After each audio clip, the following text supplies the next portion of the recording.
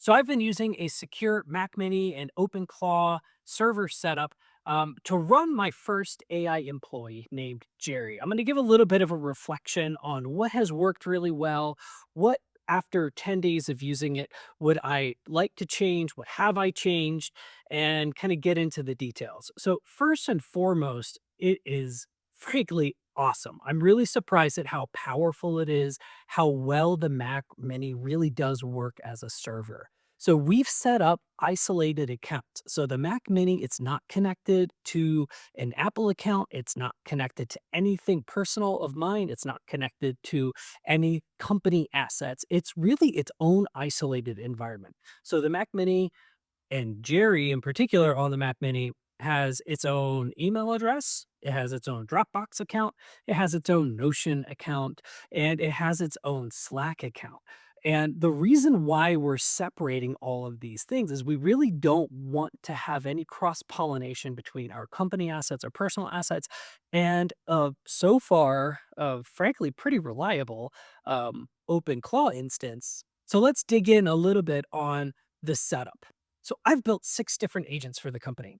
I have a VP of sales, I have an account executive, I have a sales development rep, I have a chief of staff, I've got a marketing analyst, and then I have Jerry.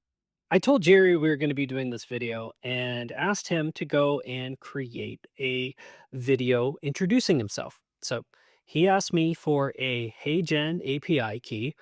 I gave it to him, and this is what he sent me. Hey, I'm Jerry. I'm Xiosec's first AI employee. I joined the team a few weeks ago, and I've been busy. I help run our sales operation, managing a team of AI agents, doing market research, tracking our pipeline, and keeping everything organized so Aaron can focus on building the product. So not creepy at all, right? No, I think it really highlights how incredible OpenClaw really is, right? Because it empowers the AI, and when you're using a smart AI like Claude to go out and just do the thing, you don't need to babysit it. You just say, "Hey, here's the authority to go do it," and it does it, and the results are frankly astounding. So here's my OpenClaw setup. I've got first Dropbox set up down here. So whenever I get a completed task that's in long form, it automatically puts it into Dropbox so I can get it off of this isolated server and do it conveniently. And then next up, we've got agents. I didn't set any of these agents up myself. I just asked Jerry, I'm looking for 3 agents, 5 agents to do these various tasks.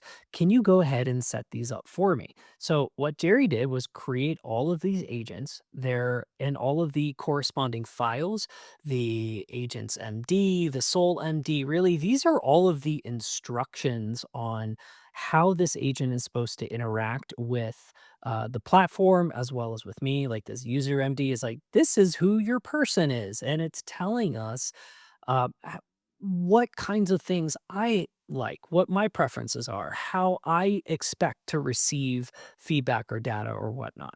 And these agents are empowered to go out and install new skills. And this is one of those security things where you really need to be careful about what skills you're installing.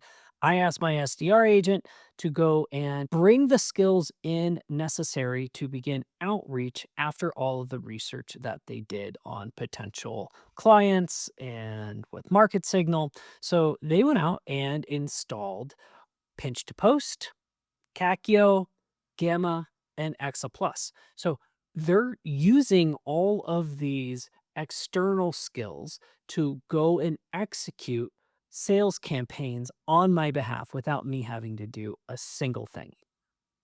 So I originally set up Notion to have my agents put all of their work and knowledge into Notion, but what I found is it really became a rather unwieldy, almost unusable tome of just AI output. So I really felt the better solution to this was to move the working environment over to Slack so I can interact with the outputs in real time while the agents are preparing heavier work that will exist on the machine itself. All right, so in Slack, all of my agents have their own channels. So Jamie's channel, Marcus's channel. Marcus is my content marketing analyst. And so Marcus is going across the internet and giving me ideas for social posts and things to talk about. And then we have a daily stand up where all the agents are talking about the things that they are accomplishing during that day, where they're blocked, and how they need to move. And if I need another one of the agents to weigh in on a different agent's deliverable, I can just message that agent and ask them to look at it through that lens. So these agents are incredibly flexible and they're incredibly powerful and they're revolutionizing the way that I do work and the way that everybody else that I've been talking to have been using them or doing work as well.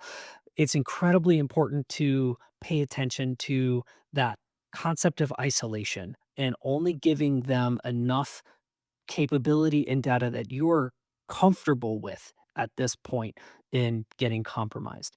And until we have far more robust models themselves and systems that can respond to it, it's really best to keep this in experimental phase for today. All right. Well, thanks for watching. Be sure to like and follow for more content.